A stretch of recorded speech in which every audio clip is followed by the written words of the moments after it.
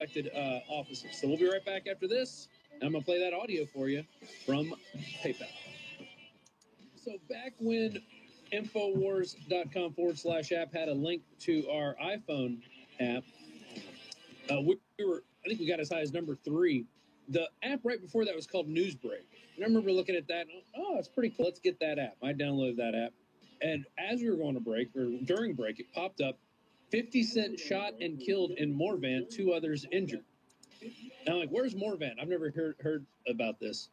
One of our guys said it was from Trinidad and Tobago, although it could be in Spain. It said 3 men have been rushed to the Port of Spain General Hospital.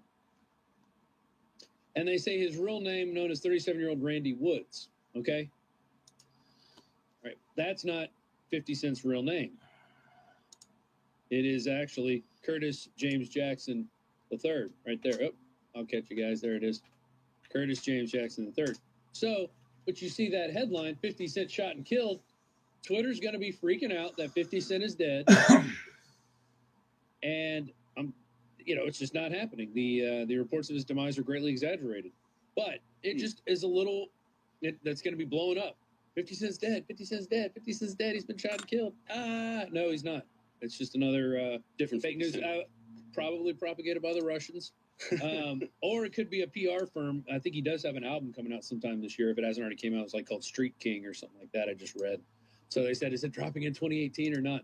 And you do find when celebrities have kind of outlived their usefulness, and I'll just say Burt Reynolds died of a heart attack. The memoir of Sally Field comes out right after he dies, and a lot of it's about Burt Reynolds. Coincidence. Yeah.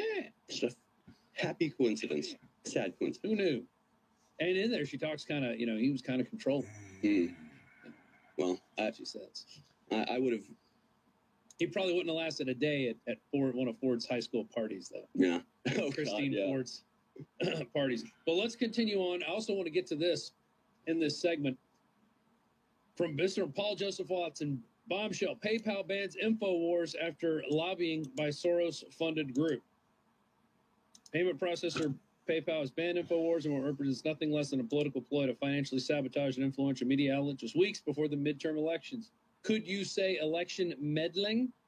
And what do they say? Oh, after a comprehensive review of the InfoWars site, you violated our acceptable use policy.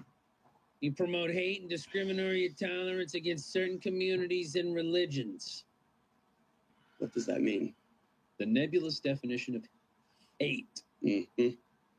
Hate speech. Hate.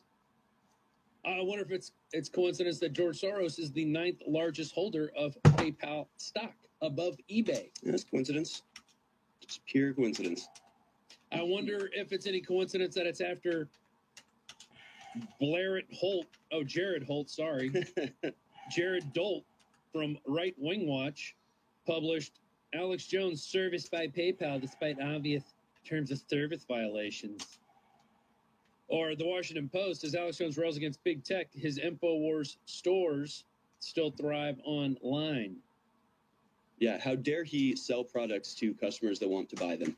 Somebody stop him.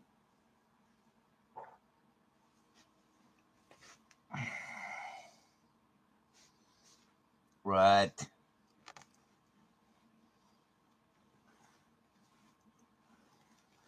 And it stopped. The hell.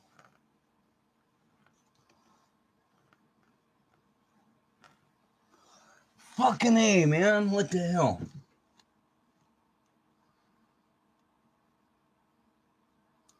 What's your problem?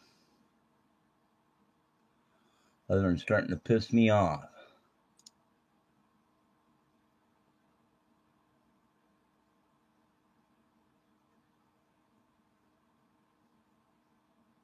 This hour on. He's also a colleague of mine. We just wanted to talk to you. We apologize that you're on vacation, but we have done a comprehensive review of the InfoWars site, including the store and the content posted on I keep screwing with this thing, man. It's pissing me off. Planet website, and PayPal has identified that it violates our acceptable use policy. So we are notifying you of our decision to cease processing payments for InfoWars and Prison Planet. So how... We wanted to let you know specific... I'm sorry. Go ahead. Oh, just a few more things. I just wanted to let you know that as we undertook a really extensive review of the site, we did find instances. Yeah, they're throttling the speed. They're freaking with it big time. Against certain communities and religions, which in itself is in violation of the... If it keeps up, I might have to drop out and put it back into a VPN. So we want to provide you with 10 business days to transition your payment processing to another service provider. And at the end of the transition period, PayPal will place a permanent limitation on your account, which cannot be appealed.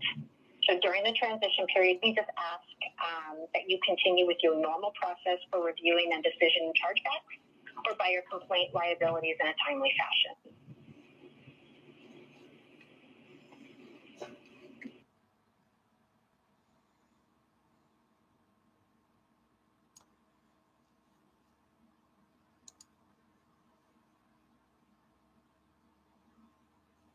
And again,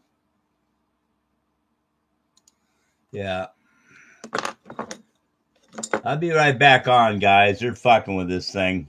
Give me about 10 minutes, all right? Sorry.